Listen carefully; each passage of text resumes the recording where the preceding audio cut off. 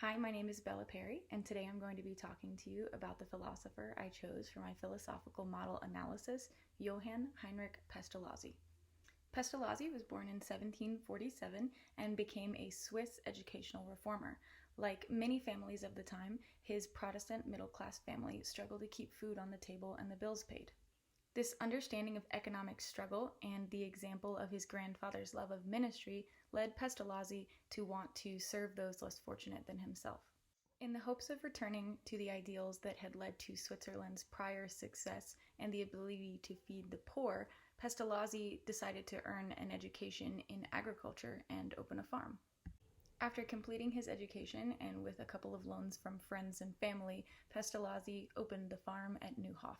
Off to a slightly rocky start, it turned out that the 15 acres of land that Pestalozzi had bought in a neighborhood of Zurich was relatively barren and struggled to grow any crops at all.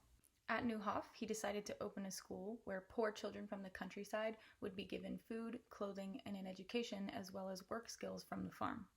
Unfortunately, the school failed financially, as oftentimes once the children had gained their work skills, their parents would withdraw them and put them to work bringing money into their own homes.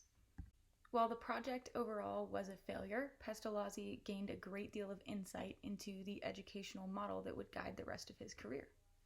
The main model that he formed at Neuhof School was that children were inherently good regardless of their upbringing and regardless of original sin.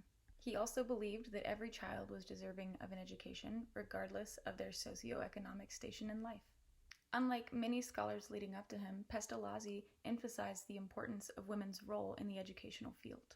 In his 1801 book, How Gertrude Teaches Her Children, he describes how women are naturally suited to be early childhood educators. He supports the idea that mothers are caring and respectful teachers and that all educational institutions should mimic that setting.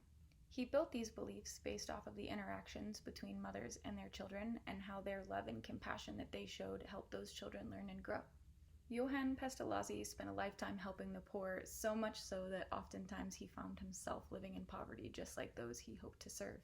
Pestalozzi truly loved serving those around him, and he often gave so much that he ended up having nothing left over for himself.